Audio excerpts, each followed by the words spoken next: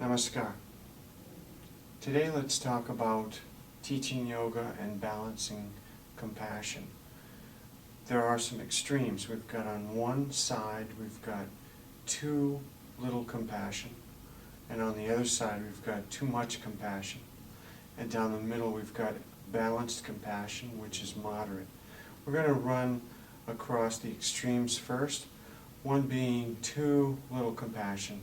This would be where the teacher or the entire school is set up to be strict, arrogant, aloof. And some examples might be a class that you go to and you feel as if the teacher doesn't even recognize the class at all. The teacher has a practice and everyone else just follows along what the teacher does. No questions are allowed to be asked during class. There are extremely strict guidelines, so there's no asking questions. There's a number of different policies that you might feel that are over the top. Some of these styles and classes even resemble martial arts. The worst part is that if someone's signing up for martial arts, they know exactly what they're getting.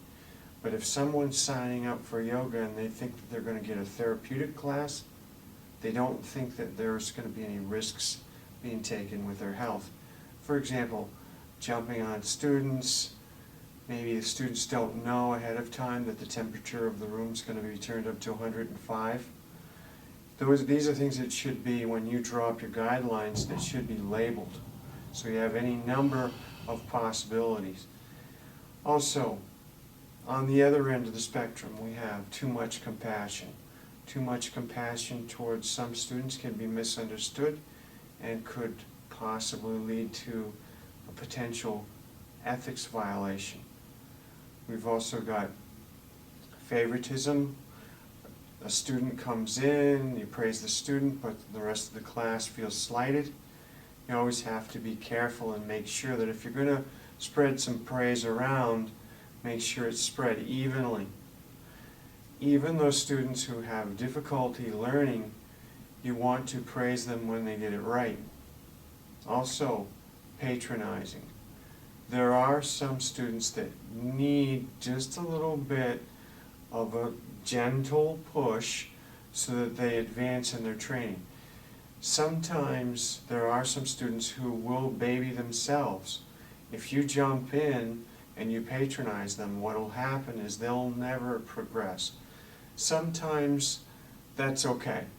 There are some students that I work with who were not interested in progress, we're interested in quality of life at this point. What am I referring to? Chair yoga classes where I have someone in a wheelchair and they're 95 years old. Maybe they're not getting out of that wheelchair this year. Maybe they are. But we know what we have in a case like this. When I'm patronizing a 25-year-old student because maybe their muscles, their quadriceps are a little sore in class, when a student points to their ankle, their knee, or their hip and says, "I'm experiencing pain right in this hip," that's something to be very concerned about.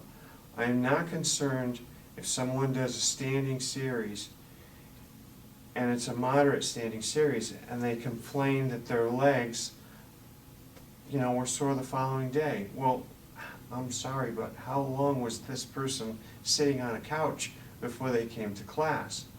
Not picking, but there are some people who complain the minute they do any form of practice, especially a physical practice. So what do we do as far as bringing these two ends to the middle? One of them is that you make your professional guidelines very moderate. You have a right to ask people to show up to school on time, classes on time. But then again, I don't know about, sometimes people are late. This is once in a while somebody's late for class. These things happen. There's no need to make a big deal out of it. Some other things. You obviously cannot have one student harassing another student in class.